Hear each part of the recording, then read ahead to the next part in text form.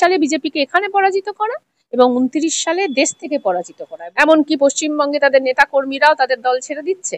তো অতএব এখানে তাদের যদি উজ্জীবিত করতে হয় তাহলে বিহার দেখাতে হবে, মহারাষ্ট্র দেখাতে হবে, ইসরায়েল দেখাতে হবে, গাজা দেখাতে হবে। এখানে তাদের ভোট, তাদের সিট 26টা আসনে নেমে আসবে, আমরা সেই ব্যাপারে নিশ্চিত। বিপুল আসন নিয়ে ফের বিহারে ক্ষমতায় আসলো এনডিএ জোট, বাংলায় এর প্রভাব ঠিক কতটা হতে পারে বলে আপনার মনে হয়? বিজেপির নেতারা এটা বলার চেষ্টা করে, তাদের কর্মীদের, পশ্চিমবাংলায় তাদের যারা কর্মী আছেন তাদেরকে উজ্জীবিত করার চেষ্টা করেন এটা বলে যে পশ্চিমবঙ্গে তৃণমূল কংগ্রেস মুসলমানদের ভোটটা পায়, আর বিজেপি জেতে না তার কারণ মুসলমানরা তাদের ভোট দেয় না। আর এবারে ইলেকশন কমিশন এসে মুসলমানদের বেনাগরিক করবে, তার ফলে যেটা হবে বিজেপি এবার জিতবে। আসলে নরেন্দ্র মোদী বা অমিত শাহ এটা ভুলে যাচ্ছেন যে পশ্চিমবঙ্গে হিন্দুরা ঐক্যবদ্ধভাবে যদি বিজেপিকে ভোটটা দিত তাহলে বিজেপি জিতত। পশ্চিমবঙ্গে যে বিজেপি জিততে পারে না তার কারণ হিন্দুরা বিজেপিকে ভোটটা দেয় না, হিন্দুদের মধ্যে একটা বড় অংশ বিজেপিকে ভোটটা দেয় না। এই বাস্তবতাটা আমি বারবার অমিত শাহ এবং নরেন্দ্র মোদী এবং শুভেন্দু অধিকারীদের বলবো যে এটা আপনারা ভুলে যাবেন না।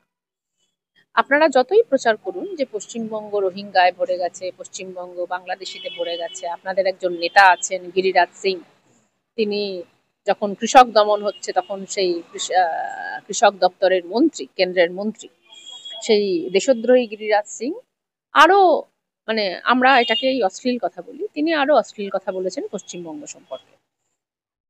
আমরা যেটা বলবো সেটা হচ্ছে যে পশ্চিমবঙ্গের দায় এবং দায়িত্ব অনেক বেড়ে গেল, বিহার ভোটের পর আমাদের দায় এবং দায়িত্ব আরো বেড়ে গেল। অর্থাৎ এই যে পশ্চিমবঙ্গের হিন্দুরা বিজেপিকে ভোটটা দেয় না, এটা তো থেকেই যাবে, আমরা তো এখানে বিজেপিকে আসতেই দেব না, পশ্চিমবঙ্গে বিজেপি তো জিতবেই না, কোনো প্রশ্নই নেই। কিন্তু আমাদের দায় এবং দায়িত্ব বেড়ে গেল এই অর্থে, সেটা হচ্ছে যে পশ্চিমবঙ্গের নেতৃত্বে 2029 সালে বিজেপিকে দেশ থেকে তাড়ানো, এ দায় এবং দায়িত্বের, মানে দায়িত্ব একটা বড় পরিমাণে পশ্চিমবঙ্গের ঘাড়ে এসে পড়লো। এই অর্থে পশ্চিমবঙ্গ আজকে দেশের মুক্তির, দেশের যে দ্বিতীয় স্বাধীনতা সংগ্রাম, সেই দেশের দ্বিতীয় স্বাধীনতা সংগ্রামের লিডার হিসেবে নিজেকে প্রতিষ্ঠিত আমাদের করতে হবে। এবং বিজেপিরা হয়তো এরকম স্বপ্ন দেখছেন যে পশ্চিমবঙ্গে যারা বিহারি সাধারণ মানুষ আছেন, যারা এখানে খেটে খান, তারা বোধহয় এবার পশ্চিমবঙ্গে তৃণমূলের বিরুদ্ধে ভোট দেবে, বিজেপিকে ভোট দেবে। ব্যাপারটা এরকম নয়।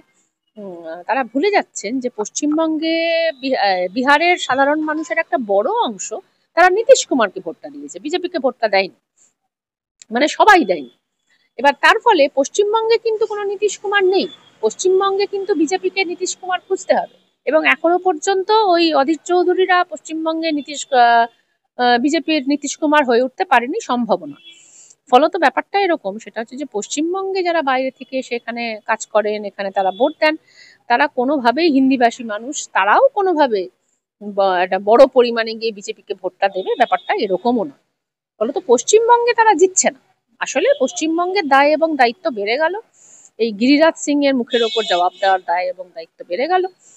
আগামী দিনে 2029 সালে পশ্চিমবঙ্গ নিজেকে নেতা হিসেবে প্রতিষ্ঠিত আমাদের করতে হবে, এইটুকু বোধ আমাদের আজকে তৈরি হলো। মানে আপনারা সোজা কথায় বললে, সহজ করে বললে, আপনারা কি বিহারের নির্বাচনের ফলাফল দেখে ভয় পাচ্ছেন যে বিজেপি বিহারে এত আসন পেয়েছে, এনডিএ জোট এত আসন পেয়েছে যে বাংলায় তারা যে কথাটা বলেছিল এর আগে যে 200 পার হবে, এবারে সেটা হতে পারে, সেই জন্য কি আপনাদের কোনো আশঙ্কা তৈরি হচ্ছে বা ভয় তৈরি হচ্ছে? আমরা তো বারবার বলছি বাংলায় এবারে বিজেপিকে আমরা 26টা আসনে নামিয়ে আনার চেষ্টা করব, 2026-এ 26টা আসন, পারলে আরো কম। এখানে তাদের জেতা তো কোনো প্রশ্নই নেই, এখানে তাদের ভোট, তাদের সিট 26টা আসনে নেমে আসবে, আমরা সেই ব্যাপারে নিশ্চিত। প্রশ্নটা সেটা নয়, বাংলার কাছে আজকে প্রশ্নটা এটা যে দেশ জুড়ে বিজেপিকে তাড়ানোর যে লড়াই, সেই লড়াইতে পশ্চিমবঙ্গকে সামনের সারিতে থাকতে হবে। 26 সালে বিজেপি এখানে জিতছে না, আমাদের এখন টার্গেট 29।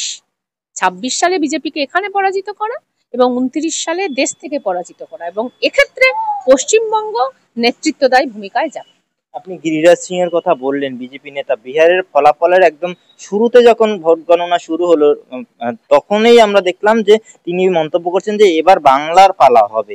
তো এই যে বিজেপির কেন্দ্রীয় নেতা, তারপরে রাজ্য নেতাদের কথা যদি বলি, শ্রমিক ভট্টাচার্য, শুভেন্দু অধিকারী, সুকান্ত মজুমদার, তারা এরপর থেকেই, যখন থেকে ফলাফল প্রায় পরিষ্কার হতে শুরু করেছে, তখন থেকেই বাংলা দখলের কথা আবারও বলছেন। তারা লাড্ডু বিতরণ করছেন, স্লোগান শাউটিং করছেন যে এবার বাংলা পারলে সামনে।